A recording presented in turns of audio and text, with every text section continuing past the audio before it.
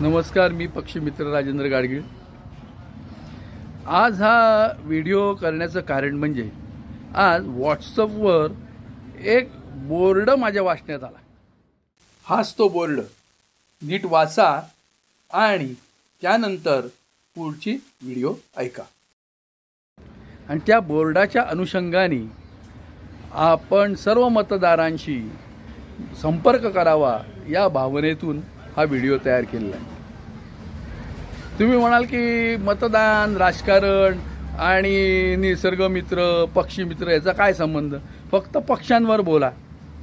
तर थोडंसं माझं या मतदानाकडे पाहण्याचा वेगळा दृष्टिकोन असल्यामुळे तो आपल्यापर्यंत पोहोचवायचा आहे। मतदान म्हणजे काय, तर विशिष्ट धोरणाला आपण मत देणं, अशी माझी लोकशाहीतली समजूत आहे।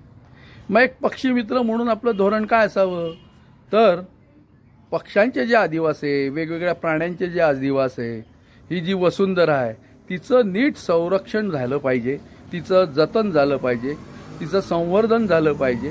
आणि ह्या संवर्धन जतनामध्ये ज्या काही गोष्टी आड येतात त्या टाळल्या गेल्या पाहिजेत। त्याच्यासाठी विकासाची एक व्याख्या केली पाहिजे।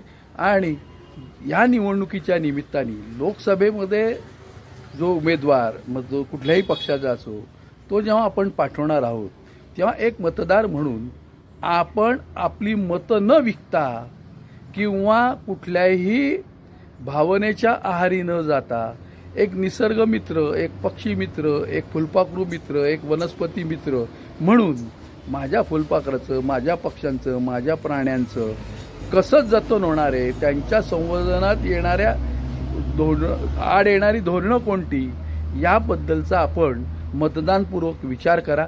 आणि त्या वेळेस जे उमेदवार येतील, मग कुठलेही राजकीय पक्ष जे असतील, त्यांना प्रश्न विचारा की निसर्ग संवर्धन विषयक तुमची धोरणं काय आहेत। मग ते चौपदरीकरण असेल किंवा कोकणामध्ये जो विकास होतोय त्या संदर्भातली भूमिका घ्यायची असेल, किंवा उत्तराखंडसारख्या भागामध्ये जे काही विकास होतोय, निकोबारसारख्या ठिकाणी जो विकास होतोय तो सुयोग्य आहे का, आणि तो नसेल तर जर तुम्ही तो विकास साधणार असाल तर आम्ही तुम्हाला मतं द्यायची का, असे वेगवेगळे प्रश्न विचारा आणि चर्चा करा।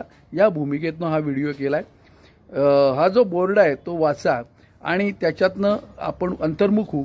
आपण मत विकणार नाही, तर आपण एक मतदार म्हणून, मी राजाबिजा मानणार नाही कारण मी सरंजामशाही मानत नाही, मी लोकशाहीवादी आहे। त्याच्यामुळे मी म्हणेल की एक मतदार म्हणून माझ्या काहीतरी ठोस भूमिका असल्या पाहिजेत विकासाबद्दल, की कुठे औद्योगिकरण झालं पाहिजे, शहरीकरण कसं असलं पाहिजे, सत्तेचं विकेंद्रीकरण कसं झालं पाहिजे, याबद्दलच्या काही माझ्या भूमिका स्पष्ट पाहिजे एक मतदार म्हणून।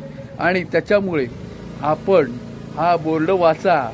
जर आपल्यातलं कोणी मत विकणार असेल तर त्यांनी तो बोर्ड वाचून अंतर्मुख झालं पाहिजे। आणि आपल्या स्वतःची किंमत काय आहे, तर मत विकणे, काही लाखालाही विकणे, हा काही आपली किंमत नाही आहे, तर ही बेकिंमत आहे। लोकशाहीची बेकिंमत आहे, स्वतःच्या स्वत्वाशी बेकिंमत आहे।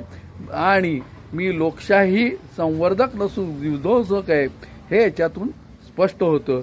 आणि त्यासाठी बंधू भगिनींनो, माझ्या तरुण मित्रमैत्रिणींनो, आपण या बोर्डाचं अवलोकन करा, ही व्हिडिओ सर्वत्र पाठवा आणि निसर्ग संवर्धनासाठी, निसर्ग आणि मानव समतोलासाठी राजकीय पक्षांना प्रश्न विचारा, त्यांची भूमिका जाणून घ्या। ती जर निसर्गविरोधी असेल तर त्यांना मतदान करू नका। धन्यवाद।